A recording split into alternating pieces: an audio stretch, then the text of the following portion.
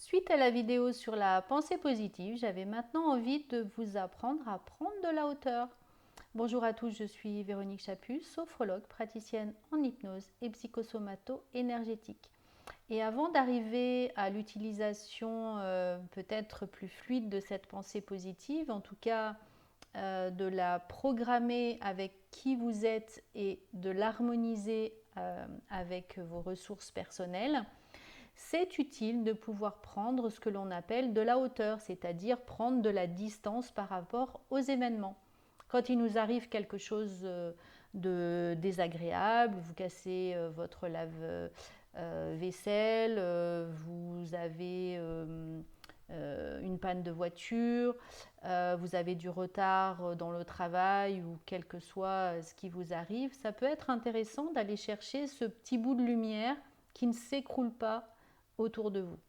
Et c'est là-dessus, comme un pilier, comme une marche, que vous allez pouvoir vous ancrer pour pouvoir regarder les choses avec un petit peu de distance. Par exemple, si vous avez une panne de voiture, peut-être que le garagiste peut venir vous dépanner. Et du coup, ça dure moins longtemps. Peut-être que vous allez pouvoir vous faire remorquer. Peut-être que finalement la panne n'est pas aussi importante que vous le pensez. Peut-être que vous pouvez vous dire aussi que finalement c'est du matériel et que vous allez trouver une autre façon de pouvoir faire. L'idée en tout cas, c'est de se poser des questions. Qu'est-ce qui peut être utile pour moi maintenant? Qu'est-ce qui me reste maintenant? Euh, Par exemple, en ce moment, il y a beaucoup de grêle. Effectivement, pour les personnes qui ont beaucoup de grêle, ça peut être intéressant de se dire j'étais pas dehors à ce moment-là.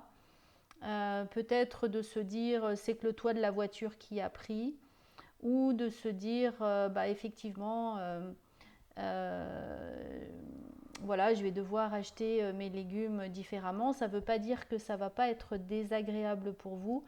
Ça ne veut pas dire que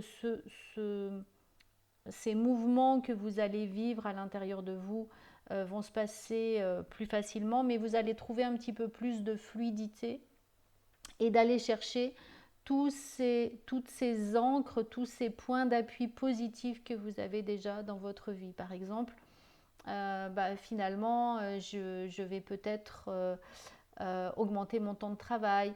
Ça compensera les légumes que j'ai pas dans le jardin. Peut-être que vous pouvez trouver des paysans autour de chez vous qui vont pouvoir vous vendre des légumes que vous ne saviez même pas qu'ils étaient présents. En tout cas, prendre de la hauteur, c'est se dire si aussi c'était un ami à moi qui avait cette problématique, qu'est-ce que j'aurais envie de lui dire pour lui remonter le moral. Donc on n'irait pas lui dire oh là là, mais mon pauvre, ma pauvre, mais c'est terrible ce qui t'arrive. On aurait peut-être envie de lui dire je suis là pour toi, je suis ton ami, je comprends ce que tu vis.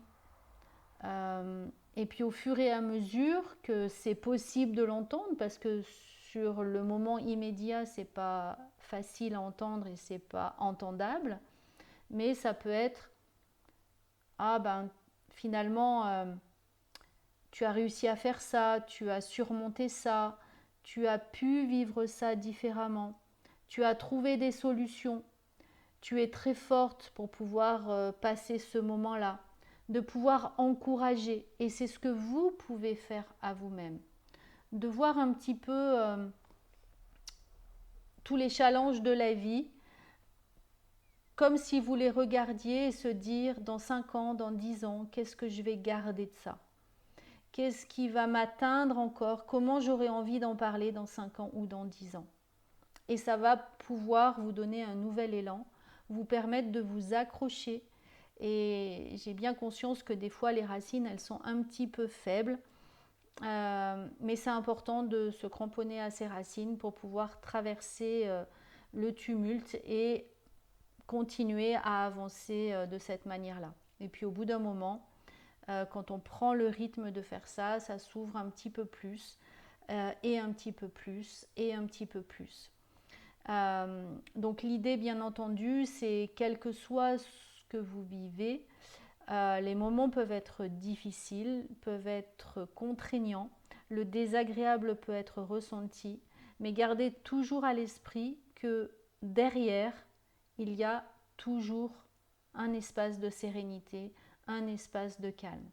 J'espère en tout cas que cette vidéo va vraiment vous aider dans les moments difficiles. N'hésitez pas en tout cas à vous faire aider, à vous faire soutenir ou de vous soutenir vous-même comme si vous étiez votre meilleur ami.